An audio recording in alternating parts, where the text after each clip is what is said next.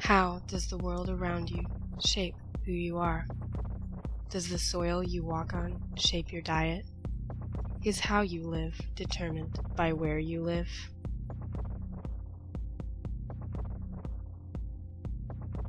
Does access and availability equate to power? Does geography shape how and what kinds of governments are formed? Do resources control the building of civilizations? What fuels people? What makes us tick? And what does all this progress mean? Have you ever wondered why some civilizations turned into huge empires and others remained small tribes? Or how location has affected each individual civilization's growth and development?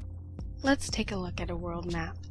Notice that as latitude lines are drawn across the globe, most of the world's ancient civilizations fall within the latitude lines from the Tropic of Cancer to the 45th parallel north. This area is commonly classified as subtropical, meaning that it has a mild temperature and temperate weather with rich soils.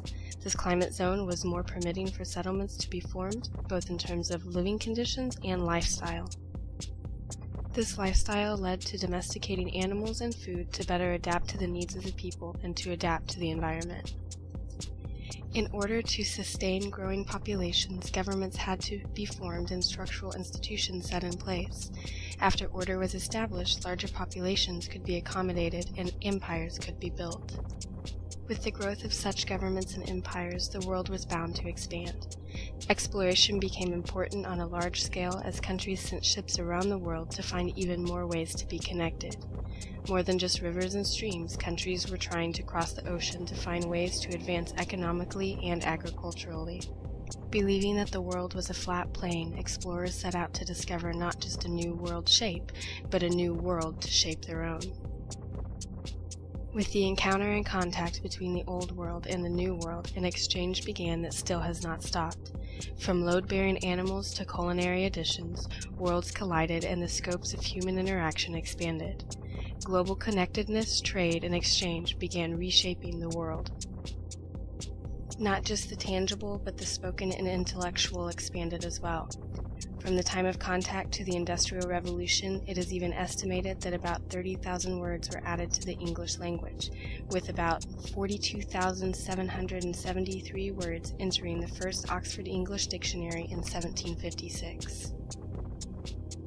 With expansion, no longer were people confined to a particular latitude line, nor were particular plants, animals, soils, people, or even words confined to their original location.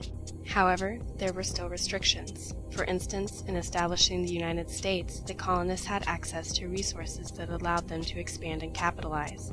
This availability manifested through such interactions as the triangular trade route across the Atlantic.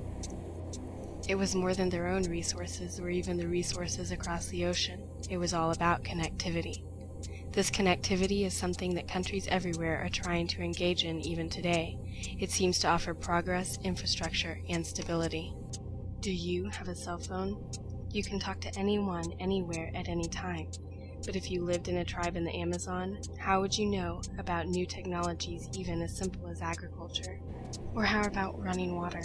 How would your life be different if you couldn't drink from the tap, or if you couldn't even drink from the local river without boiling or filtering it? Are you educated? What if you didn't know about germs or diseases, let alone how to prevent or cure them? What if you didn't even know how to write or count? How would this shape the economy in which you live, and how would it shape the government? Do you have any power? How can electrical, steam, or any kind of power shape how you live? Yeah, you may not have a car or electricity, but what about books? What about even the food that you eat?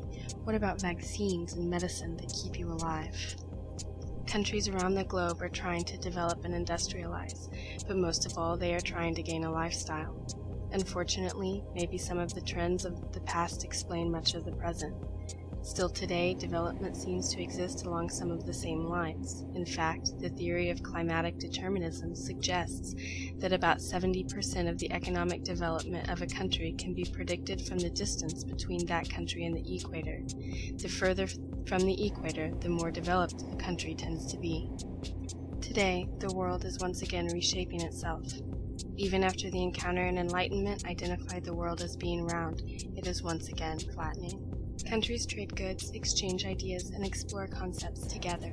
The world has become a cultural domain where countries and peoples come together to barter over inputs and outputs in order to better themselves and their lives.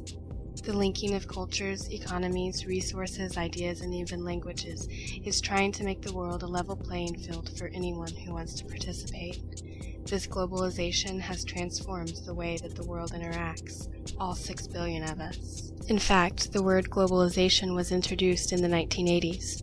From the original 42,773 words in the Oxford Dictionary, the English language passed the 1 million word threshold on June 10, 2009. According to the Global Language Monitor, it is estimated that currently there is a new word created every 98 minutes.